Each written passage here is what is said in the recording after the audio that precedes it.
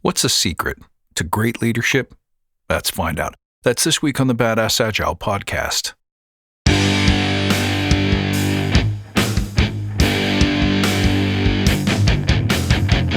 Greetings, team. Welcome to the Badass Agile podcast. I'm your host, Chris Williams.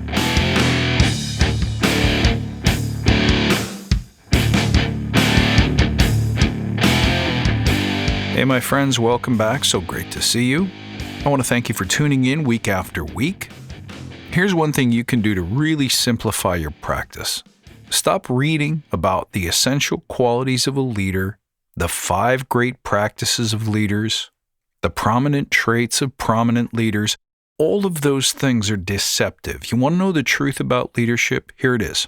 The reason why leadership is so challenging is that all characteristics of a leader, all the things that leaders need to be and do, are a dichotomy.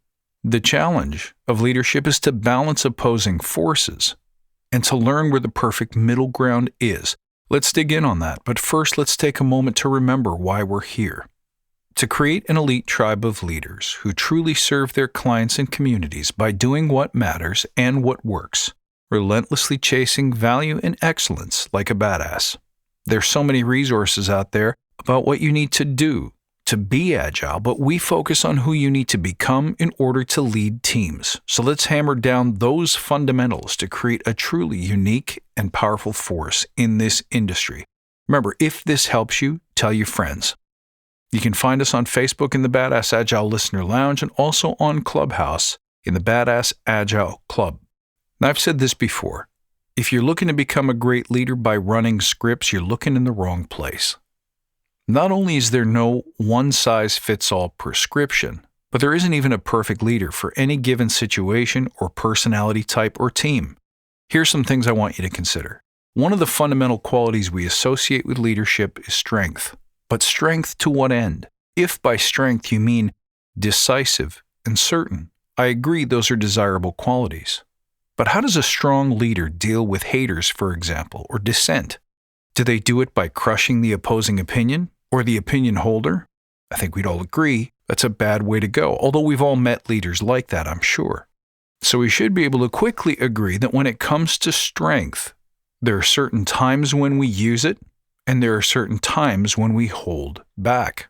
And this is exactly right. Everything exists on a balance between two poles.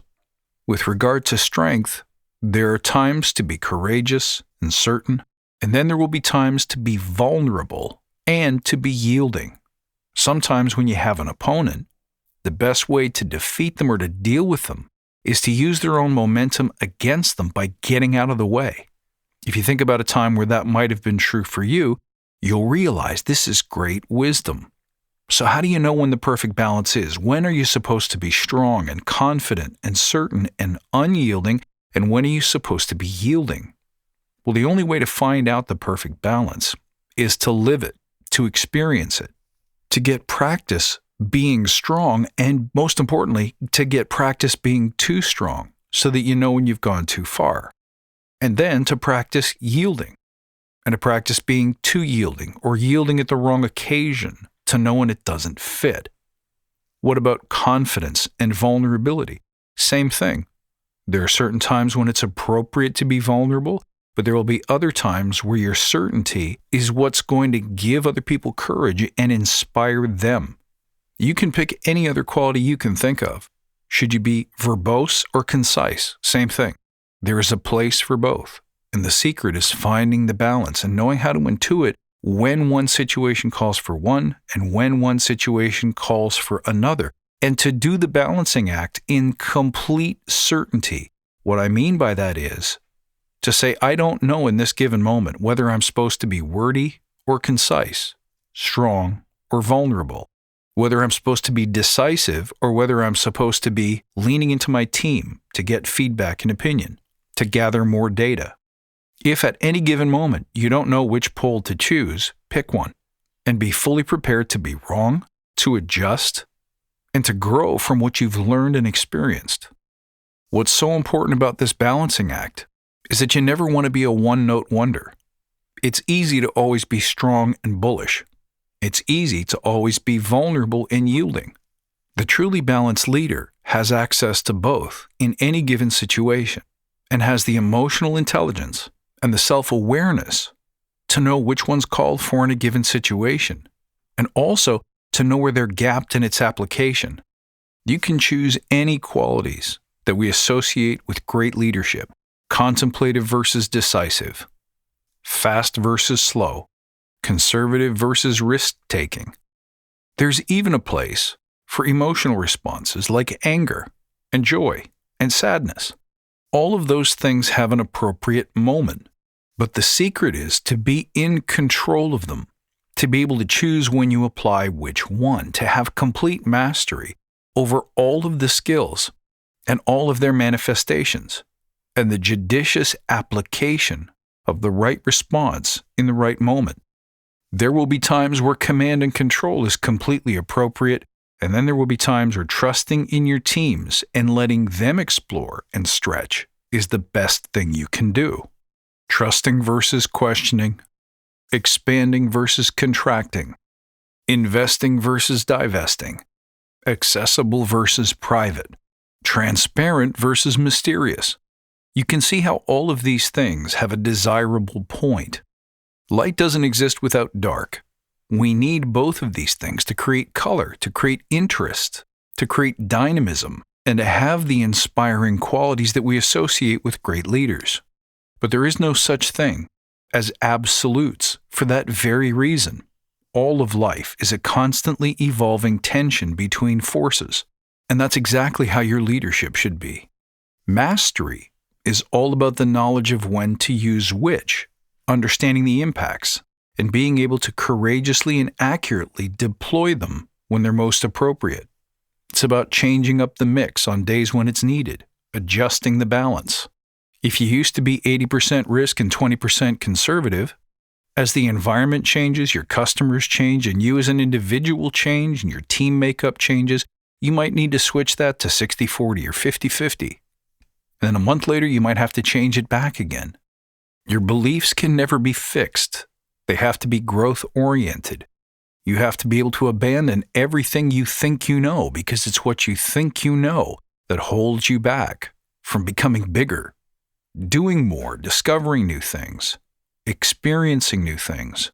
And this is so terribly important as we reach a moment in our industry where there's a lot of sameness going on. There's a lot of common beliefs being exported and transmitted and broadcast by millions of practitioners that at the end of the day don't serve us. These are the beliefs and attitudes about how to do Agile. And no matter how much we say it, no matter how much we read and reread the manifesto, we still keep going back to the same stuff. What are the processes? What are the tools? What are the rules? Give me the script. How do I do it? The courageous exploration of leadership is to say, I don't know. And that's the only thing that I know, is that I don't know. Each day we empty the cup, wipe the slate clean, and begin anew, a new exploration into who I am, how can I serve, what is needed, what's required, what is right. It's only when we're able to surrender the ego in that way, to literally say, I know nothing about leadership. I know nothing about Agile. I know nothing about how to steer my crew or steer this company, but I am learning each and every day. I'm prepared to throw away what I thought was right, what I thought was true, so that I can be better, be flexible, be adaptive, be agile. Think about it, guys. This is not new wisdom. Stop seeking to codify and number the correct practices of leadership, because there are none, except this. Empty the cup, explore balance, work both sides. To truly learn, experience. And the more articles you see and the more experts that you trust, remember that the purpose of reading and learning is not to fill your mind, but to free it. Take this approach to leadership and watch how it changes your game, guys. Write in. Send me some comments. Tell me how this affects your game. I want to thank you guys for tuning in. As always, you can find me at badassagile.com or on Twitter at badass_agile. Also, check out the Badass Agile page on LinkedIn. I look forward to next time, and until then, stay badass.